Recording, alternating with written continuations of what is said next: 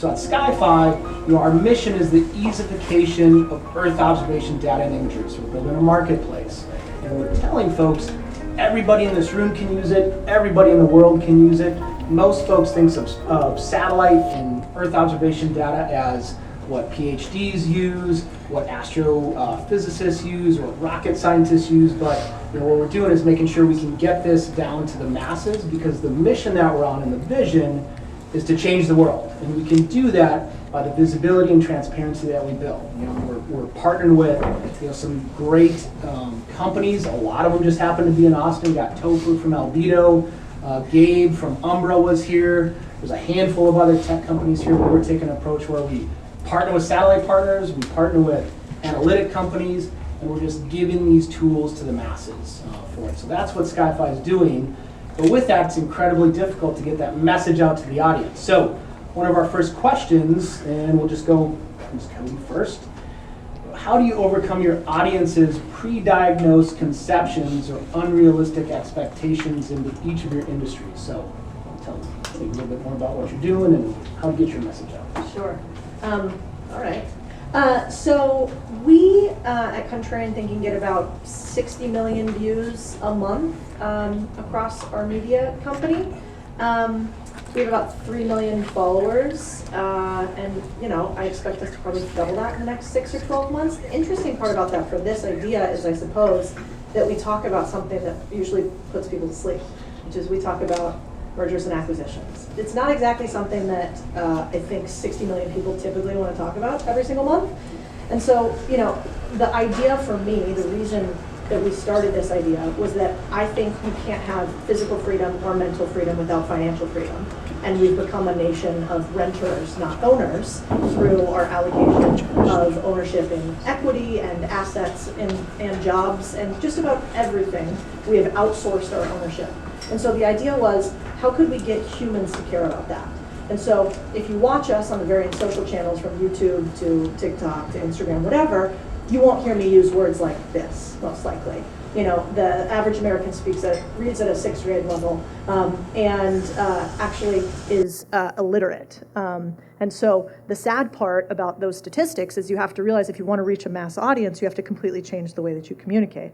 That means, you're going to decrease the value usage, obviously, depending on where you're speaking. And I think the interesting part that I've found is that the audience is really interested in this idea of, let's say, changing the world, like you want to do, or freedom for themselves, but they wouldn't use that word. They would say, I want to get rich.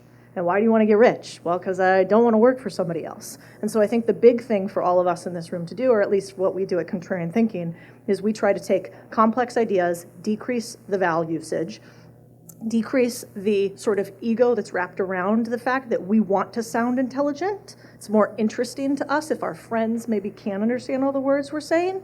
And instead, we try to say things in ways that might be slightly clickbaity, and we Trojan horse this idea of freedom through a lens of money.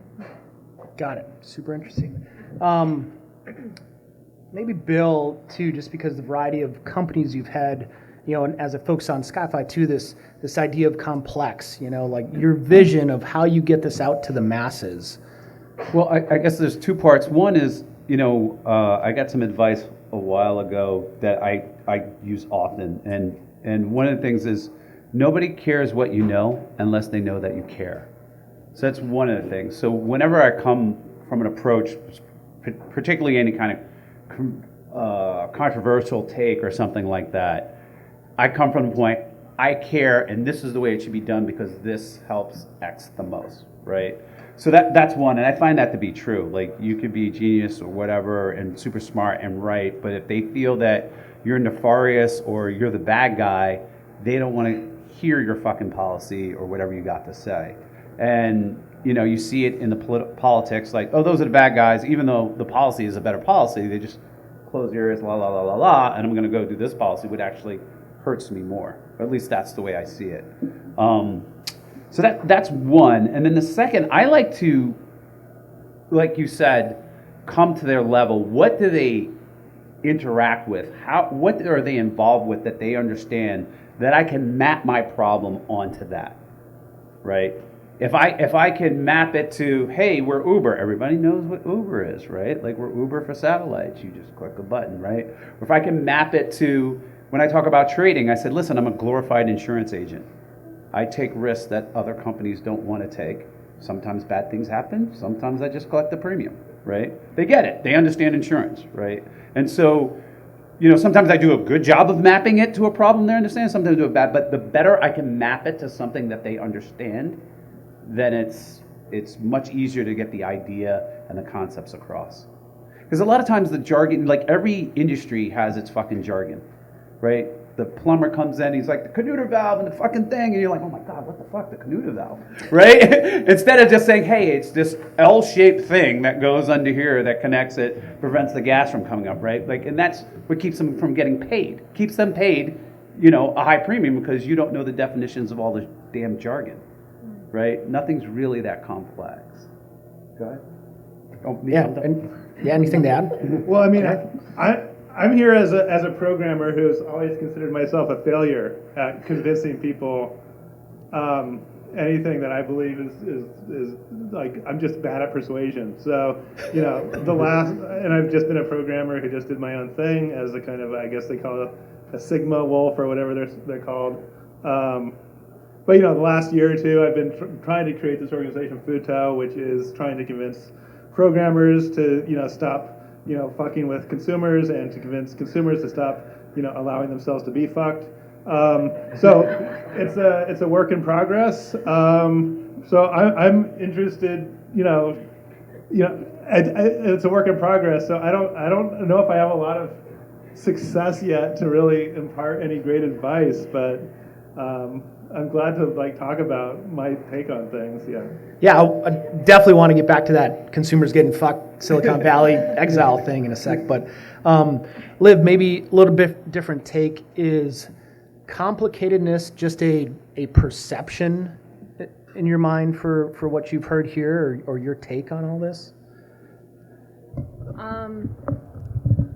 Well, I mean, I guess it depends on your definition of complicated, right? Like some people they use complex and complicated as interchangeable words. To me, like a problem is, or something is complicated if you can sort of pull it into its constituent parts and see how it works sort of logically and put it back together, whereas something is complex, so like a machine you can pull apart and it's complicated and you can see how it goes back together, but something is complex like the biosphere of the Amazon rainforest. It's very dynamic over time. You can't just pull it apart and then put it back together again and all work the same. There's all these emergent properties. So maybe I'm getting lost in the semantic weeds here, but I think it's interesting to sort of define problems that way as well, concepts.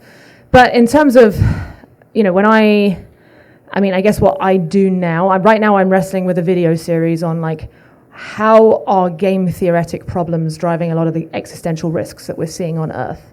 Because to me, if you look at climate change or you look at pandemics, very unpreparedness for pandemics and AI and all these other things, they're all driven by the same sort of short-term bad incentives that, from a God's eye view, if we all coordinated, we'd be able to not get ourselves into these sticky situations, but we can't coordinate. Coordination is very, very difficult.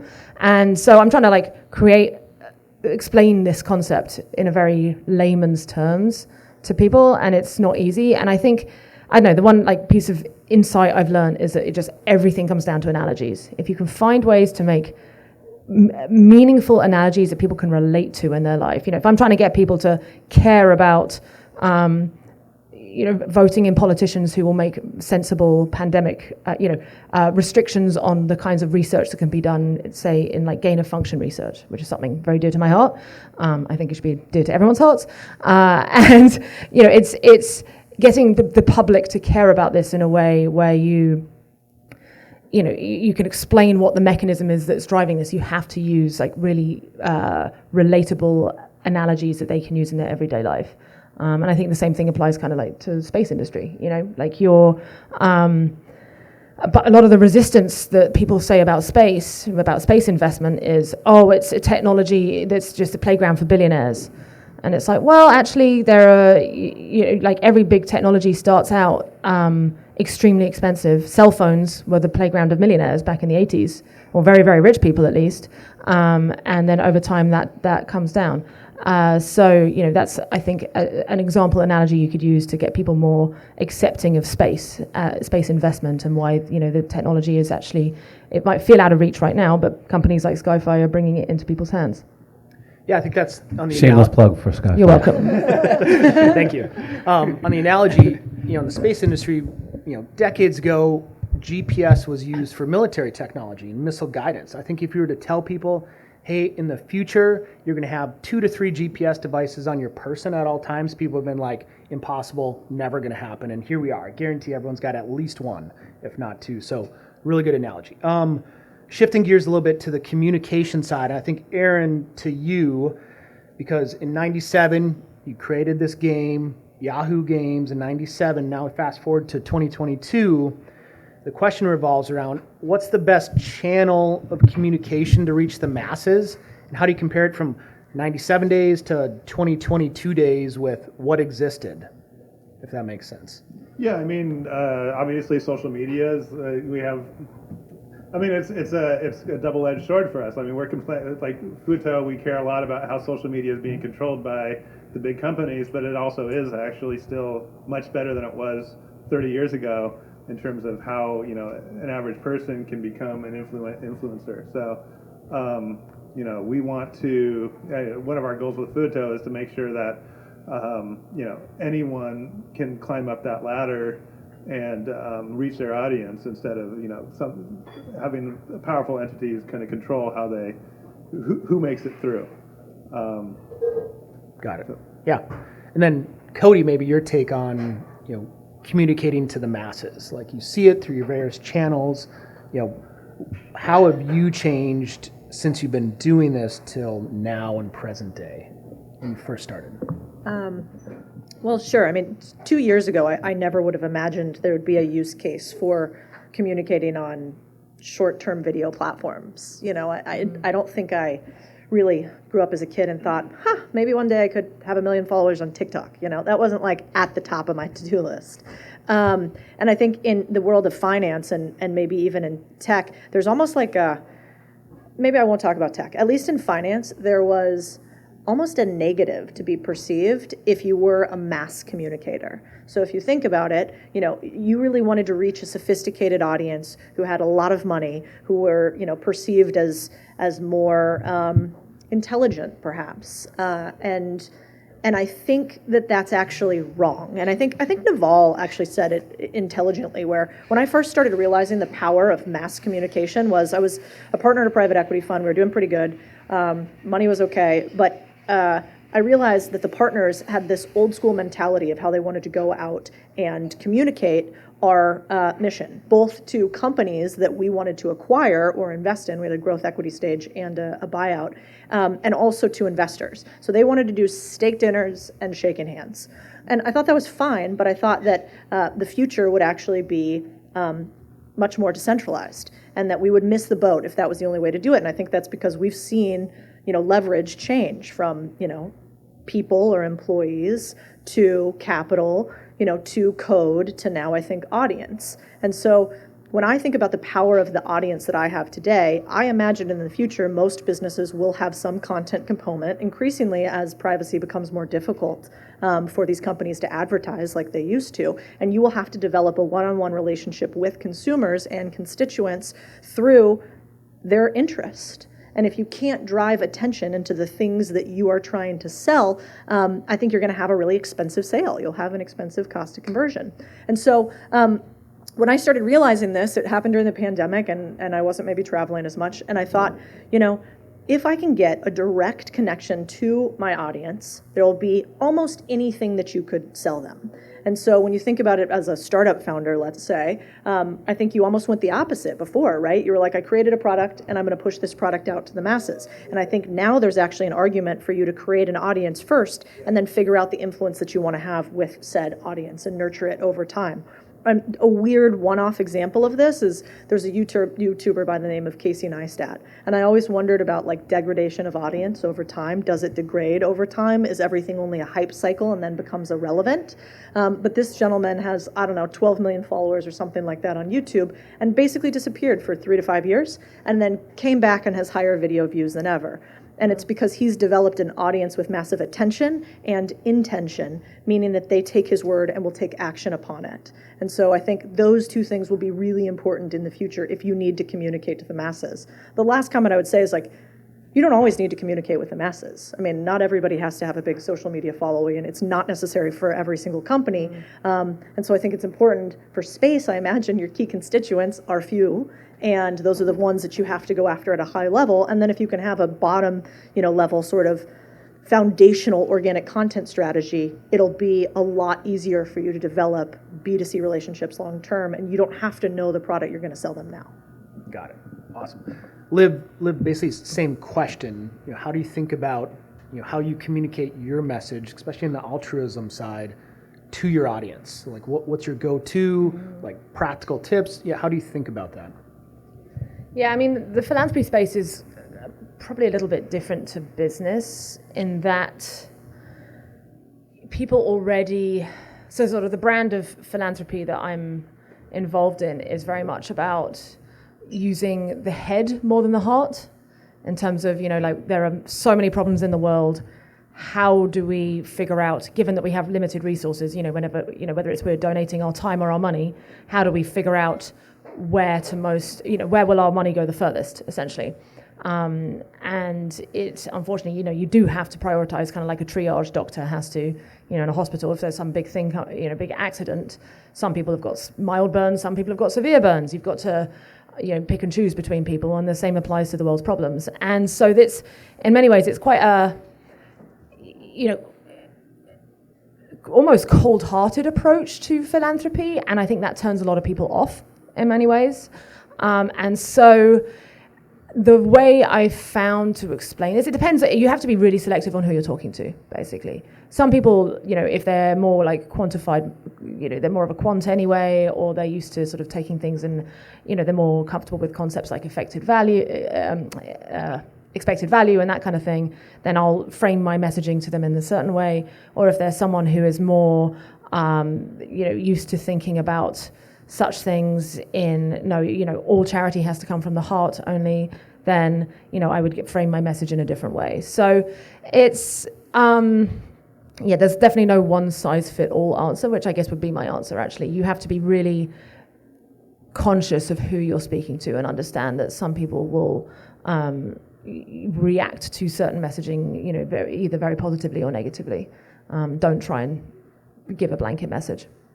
Got it. Cool. Before we shift, Bill, Eron, any adds to that about channels to communicate? I think it's very interesting, the different channels. Like when we started and we were doing like kind of surveys, Survey Monkey stuff, it was kind of like, we're a space company, right? There's all these prosumers and use cases that we can already think about, real estate, police, whatever, right? But then every time we did a survey, the largest respondent was this kind of like social use. We're like, well, what the fuck are they gonna do? How many birthdays, bar mitzvahs, and weddings can we have? And a lot of that is kind of what they are wishing to do. Like a lot of the surveys tell you what they might want to do, not what they're actually going to do, but still it was consistently a number we couldn't ignore. And so one of the things we were thinking, like, we have to set up a community channel. We have to basically connect with these people and allow them to express themselves and tell us, what the hell they're going to do with the product, right? Because this is a significant case. And, my belief is that kind of what you were saying is like, anybody can make the thing. It's the relationship with the customer that creates all the value, right? And so, I got asked a question at it was a libertarian convention. They asked me to speak, don't ask me why. And they were like, well, what's our issue? And I says, you don't meet the people where they fucking are. Like, if you want to show people you care, you meet them where they are. So, where's your TikTok channel, right? Like, I don't know about TikTok, but people are on fucking TikTok. It's obvious. Go meet them there with your message. People on YouTube, go meet them where on your message. People on Instagram, Go meet them there. People are on Discord. They want a Discord channel. So, the way I look at it, messaging is that there's all these different platforms where people want to coalesce and hear messages in the format that they want. And if you care about them, you'll meet them where they are. And so that's kind of my add-on. And Eron, I think applicable to you with WhatsApp and that investment, back in the day. Clearly a powerful messaging platform. Probably everyone in this room uses it. How did you, think about that? Well, with WhatsApp, it was pretty simple. It was just, it was a very simple. It wasn't that complicated. It was people are getting overcharged for SMS, and it was obvious that was going to go away. I want to get a little bit about what you said about the philanthropy. You got to be careful because there's a lot of bullshit out there. Yeah. And as somebody who's kind of being philanthropic now, I look at Tim Cook on Twitter talking about how he's helping the environment by planting trees. It's like, well, why don't you let us install an operating system on an old iPhone that we could use our iPhone for 10 years instead of 1 year? So I was like, these people are just completely full of shit, and it really is. You got to, I don't think that just donate. Like I could have kind of scratched my itch by donating a lot of money to the EFF. I think it would have been completely useless. Like you do have to actually really get to know exactly what you're doing, and right. You have to try and quantify impact. Right. That's the thing. As unpleasant as it sounds, like you have to kind of hold your nose and get in there and try and measure it. Right. And there seems to be a resistance to it. Yeah. So in terms of like Tim Cook is somebody who's been much more effective than me at communicating to the masses, and like I have nothing but contempt for him, like for beating me and picking that vibe up a little more bit. Harm than good. Yeah. Gotcha. Cool. Thank you. When we're creating something new, because for what we're building at SkyFi, it is new to most people. Most people don't have access to satellite imagery, and I think it touches on everything we spoke about with even philanthropy and the messaging and the ability to see what's going on across the earth. But still, we have to convert some of these non-believers. We get that almost every day with people are like, we don't think the market's there. Because they look historically. They go like, well, typically it's all military use or government use, therefore consumers, there's no proof that consumers have it. So you have to build it. And this is to you, Bill, about, how do you think and go about converting these non-believers with a message and a vision? Well, you kind of got to be like Deion Sanders. You got to talk shit, but you got to back it up. You know what I mean? Like, you got to run it back for a touchdown. One of the things, I'll first just go into why I have this crazy belief in the market for the masses. In behavior design, it's behavior is a convergence of motivation, ability, and a prompt. Okay? You have a lot of motivational speakers out there. It's going up and down, whatever. The prompt is the advertising. Advertising is always a signal to a willing buyer that the product is there, that they want. It's not there to convince you to use it, right? And so where tech companies focus is not on motivation. Prompt design is there because they're always putting up like, do we put the click button here or 3 millimeters this way, right? So there's a lot of prompt design, but really it's an ability. It's an easification. Because the easier something is to do, the more likely the behavior is going to happen. You got snacks laying around, you're just grabbing there. If your phone is near your bed, then you'll be on your phone all night. If you stick it in the bathroom just 5 or 6 feet away, you won't get out of bed. So small changes in difficulty lead to drastic changes in behavior. And this is, tech companies look at that design and say, okay, what behavior are we solving for? What pain point can we solve? How can we make this easy? Everybody knows how to call a taxi. They could hail a taxi, et cetera. Uber made it a little bit easier, and their revenues exploded. That doesn't mean they're going to be profitable, but the revenues are commensurate with making the behavior easy. Tinder, people want to get laid. If they swipe, they get laid easier, right? Revenues explode, right? Amazon, everybody knows. Everybody knows how to order a book or whatever. Amazon, one-click buying, et cetera. It's all about making it easier. And so with that, most of the people, I always say, if I said, hey, I'll give you $10,000, have a satellite image of this place in 3 days, or I'm going to kill you, most people would die under that circumstance. Like 99% of the people will die. the pain point for a professional is well documented in our industry. It's so far-fetched to people that, is that legal? Is it possible? Et cetera. And so, going back to the communication side, we make slick videos and show it's cool, et cetera, that it's available. But, we have a strong belief that once we make it easy, the revenue or the addressable market growth explodes. And we make it easier first on process, then on price, right? And so, what was your original question? About converting the non-believers. So you just make it easy. Like you say, I'm going to have an iPhone with a GPS and it's going to tell me where my car is. You just make it easy for them to use, not frustrated, and then they believe, like as if it always existed. Yeah. Right. And so, that's really programmers, in the background, UX and design, right? Like the non-believers will always doubt you until it's done. And the other thing I use is like analogies. I was like, listen, who buys the most telescopes? It's not fucking NASA. It's regular people, right? Like it's hobbyists and telescope people and who's taking the best pictures of the moon. It's not fucking NASA. It's these hobbyists and these guys that I follow and, that are taking all these pictures, et cetera. And so when you look at particularly any other market, even with high tech, like the government is not the biggest buyer of smartphones. They don't buy the most GPS devices anymore, right? Maybe they were the only buyer of GPS. Now, I am. My 13-year-old daughter is, upgrading her phone too many times, spoiled girl. No, I'm just kidding. So anyway, that's my answer. Got it. Cool. I'm going to ask one last one to Liv and then out to the audience for a few questions. So on press, Liv, your take, you hear the saying, all press is good press. Do you think that's true? This is a higher level question, I guess, and kind of going to you. I'm very curious on the answer.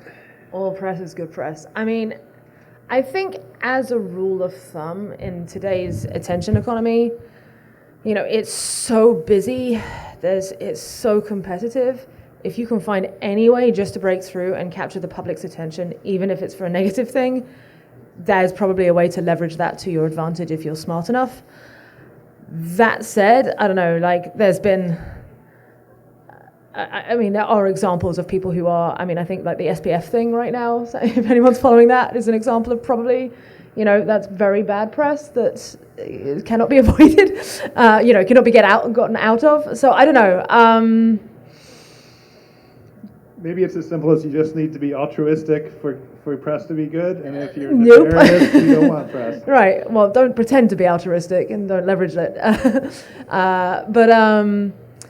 Yeah, I don't know. I think what it comes down to is I think you just have to be aware that the attention game is more viciously fought than ever before because, it's no longer the days where, there are, 300 celebrities and a handful of media companies that controlled sort of everyone's attention. Nowadays, anyone can be a celebrity if you just happen to find the right ingredient of things to go viral and then just leverage it a couple of times.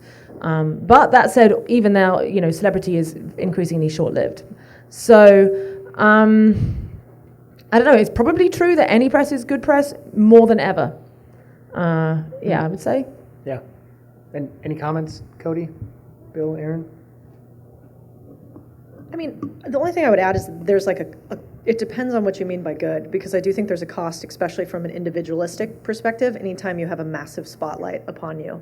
So I'm really thoughtful to the human cost of attention. I think probably from a company perspective, pending no legality, no Alex Jones situation, it's probably good to have a lot of attention in some way, shape, or form, and you can manipulate it. But I think, and you've probably felt this too, being public for a while, there's a cost inherent from a human perspective of a massive amount of humans staring at you. Yeah, I think it's what the end goal is too, right? Like, I have a friend, he ran the circus, and his goal was girls, right? But like, the fame paid out in spades with girls, right? He played the fame game. But he has all this, negative, he has to deal with the bullshit, which, luckily he has thick skin, doesn't really care as much. But for a company to come out, or where we're trying to affect change, I don't know if you can play that same game, like, oh, we're just gonna fucking just play the attention game and throw out crazy shit. And oh, by the way, we're trying to change the world and have a positive impact by democratizing access to Earth observation data. I think the cost would be too high for us. Yeah. Because Yes. our goal set is different. So I really think it depends on your goal set. Right. Aaron? Yeah, I mean, I'm impressed with scrutiny. I think you should live your life in a way that you're comfortable with scrutiny. Good. Love it. Cool. Audience for questions. Now's the time. Miss Peyton in the back.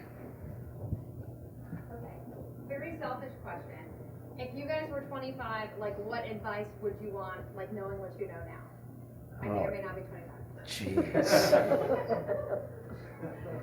What advice would we want? Yes, like knowing what you know, what would you wish you had that as a mentor or something? Invest in Apple. I'll tell you the two I always tell people. One, forgive. Forgiveness is so key, particularly of yourself, the mistakes you're going to make. But forgiveness is key. And the second one is, I repeat all the time, particularly to young people, is take as much risk as you possibly can stand and then add a little bit more. So as much as you can stand and then add a little bit more. And that's not just financially, that's socially, that's saying I love you first, that's making a move, that's doing whatever. But take as much fucking risk as you can stand and add a little bit more. I think mine is, I played when I was 25. It was sort of the beginning of the height of my poker career. And, poker is, by definition, a very zero-sum game. My win would be someone else's loss and vice versa. And while that was fun for a while, it's not really what I wanted etched on my tombstone. That's what I was good at doing. And that's all I did. So I think the advice I wish I'd been given sooner was look for the positive sum games in life. Look for what things which can be omni-win. When I gain, someone else gains from things, which is, to be honest, true of a lot of business and a lot of our economy, frankly. But there are some people who still have this very unnecessary zero-sum mindset, and then that sort of bleeds into what they do. And the purpose of our brains and our creativity is to find opportunities where when we gain something, someone else gains something too. So I'll just adopt that as a core philosophy as early as you can. And people want to help you and make it happen.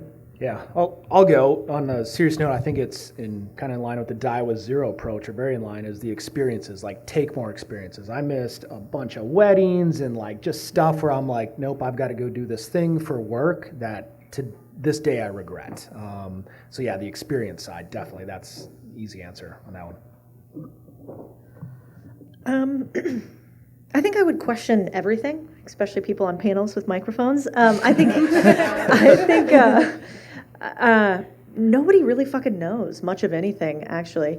And if you see what's happening in the world right now, let's see, lots of VCs and people in finance in here. I mean, look at the asinine decisions some of the smartest people in the world have made basically continuously since the beginning of human existence.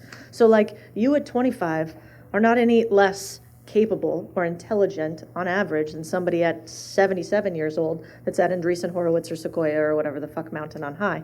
And so I think just remembering that. Question it all, and you probably know more than you think you do. I mean, my regrets are just kind of not having more fun fucking with people who pissed me off and not burning bridges. Maybe I should have burned bridges. I don't know, but maybe that would have been a bad advice too. Maybe I am where I am for a reason, and we're here to help you. Who knows? Who knows? Great. Cool. What else?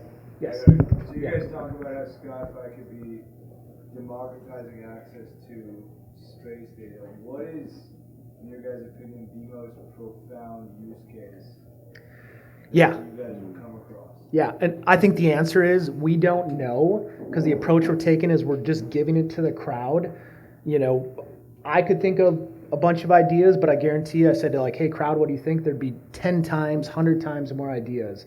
And that's part of the beauty, is putting this out to now we just crossed over 8 billion people in the world, putting it out to the masses, let the masses decide, and just empowering them. I was telling you, we had amazing use cases we hear every day, like pool manufacturers want to target, market pools, but then, I always use the analogy like, hey, if you want to check out that Iranian nuclear reactor, you can see it. Like, you can see it and use change detection and be like, okay, it's being built, not being built through an unfiltered lens, which is a satellite, not on a news channel or what somebody in the paper wrote about. So that's what I think. The answer is, I don't know, because I don't think we do know. Yeah, I'll echo that. I mean, to me, those questions are like, well, what is the major use case of the internet in 1990 to 2022? It's like, nobody fucking knows.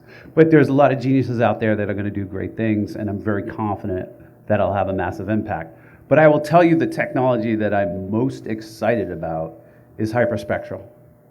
Hyperspectral, when they look at some planet like 18 gajillion light years away, and they're like, oh, it has clouds and oxygen or whatever, and they're IDing it from a single pixel. And now those are going up over Earth so that I can tell you where the paint on that car, what factory it came from, that type of thing. And then, your head, the crowd, right? Nobody beats the crowd, right? You crowdsource that technology and be like, well, what can we do? Can we track illegal this, or stop this, or do this wonderful thing, or do that thing, or, solve crime, or X, Y, and Z, right? And so I'm really, really jazzed about hyperspectral, but the answer still is, I don't fucking know.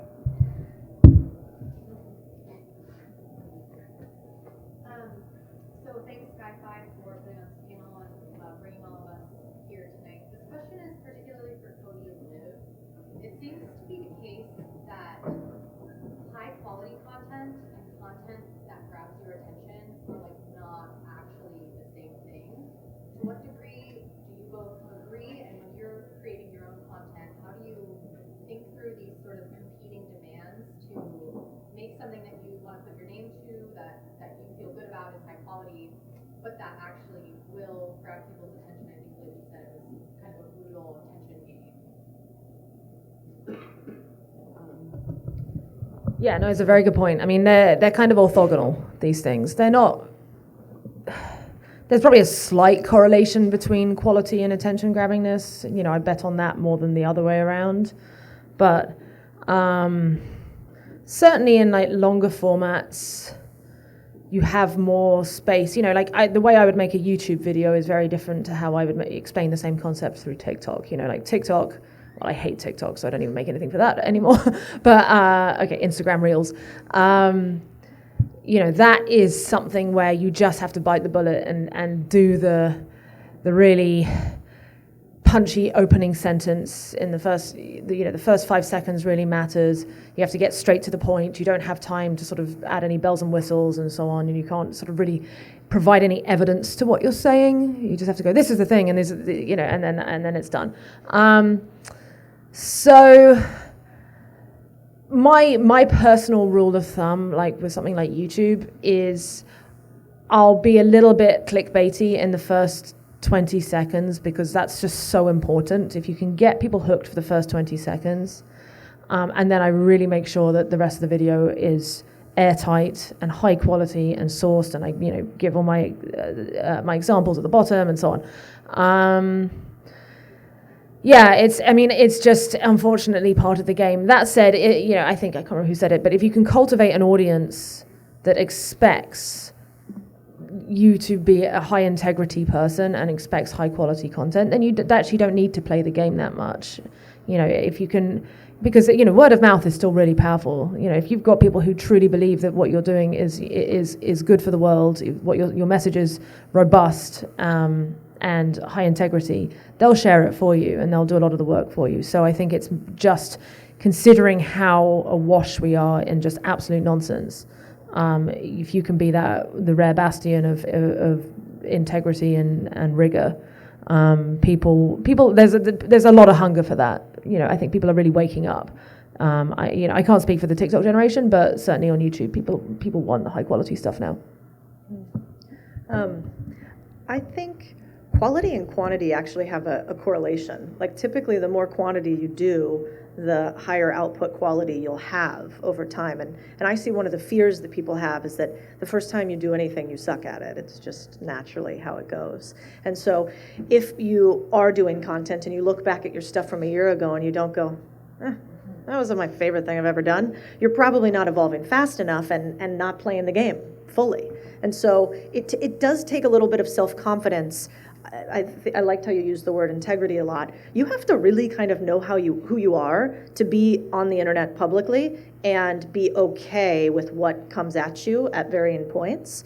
And as long as you are in integrity, not lying, because the truth is a lot easier, and think that what you're doing is important for XYZ reason, then it's kind of okay for you, I think, to not have quality content all the time. The other thing is quality is it's a squishy word, right? And so what is quality to one person or another? We try to use quantitative metrics. So I'm always saying, I think this is a high quality video, or this is a great newsletter, or this is a good long form book. But if the market doesn't find it interesting and nobody listens to it, have I done my job? Then it's not really quality. It's just maybe high level, but it hasn't actually captured attention and changed minds or morphed into the zeitgeist, which is what I actually want it to do. And so I tend to be super data-driven with everything we do, which makes me able, I think, to back away a little bit from the idea of, is this quality versus quantity?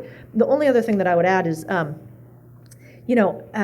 think it's fun. I mean, I used to be in spreadsheets for 70 hours a week, messing around with nonsense about buying a company and applying more leverage to it in order to squeeze out some extra shekels. And so if what we get to do now is play around on the internet for a living, that's kind of fantastic. And I think the ability for all of us to be able to play that game is really fun. So I don't stress too much about quality over quantity, as long as I know we're on mission. What we're doing is actually interesting and to our level now, and can we be really curious about continuously getting better and better? Maybe also to note, I don't know anybody who's been long form successful in audience retention, grabbing, intention, that isn't an absolute animal when it comes to metrics and back-end analytics and really figuring out what quality means to them. And so anybody who tells you like, I just got so lucky, a couple people follow me now on the internet, it's just not true. It's a very hard game. It's a ferociously fought game, like Liv was saying. Yeah. No, I was going to say, having written a book and you're trying to explain a topic, I would say quality really is audience dependent, right? I'm trying to get concepts across to people, and it's like, well, I can write this book like an economics book, right? Counterfactual regret minimization through all kinds of charts and all kinds of things and proofs, and it would be a shitty book. It would be like, this book sucks, it's not quality, right? Or I could just tell stories, just a heartfelt book about how to live your life. And to certain people, like, this is garbage, I've seen this before, etc. So it's really like, to me, quality is like, how do I get the mission across, right? And for me, it was get this life optimization algo into people's head, that way of thinking, past their ego in a way that they'll absorb it and apply it to their lives, right? And I don't know if I wrote a shitty book or not, but I judge the quality when people are like, I've changed my life and I've did this, I've given this book out to these people, I've done X, Y, and Z, blah, blah, blah, blah, blah. And then I'm like, okay, I wrote a quality book, right? And so I think it's going to be the same for, your financial show, or if you're talking about physics or rational thinking. It's, did I get into people's head? Did the message sink in? And that determines the quality. Just going on that squishy word, quality. Great. Can I add one little thing too? I loved this metaphor that one of my team members came up with, so I can't take credit, but basically they said, every platform, you should treat it like a different mistress. So like TikTok is totally different than Instagram. And if you think about, this is not PC thing to say, but like some people want chocolate, some people want to be fine dined, right? And each platform is actually really uniquely a separate human. TikTok is your like 17-year-old kind of shithead kid that wants the attention immediately and would like you to dance, and I don't really want to dance. Like, that's TikTok, right? And then you think about YouTube, which is a little bit more sophisticated replacement for TV, and you have an audience that you can hyper-target and be really specific. And so I think if you're trying to get your message out, not really just only understanding what your audience is, but like, which platform is it? Because you have to communicate completely differently on every single one of them. Awesome. All right, let's do one more from the group, because there's some space-themed cocktails waiting, I think. Cocktails. At least one more. There's got to be one more. Quit being pussies. All right, we got a bunch of pussies. Not one of you Are you not entertained?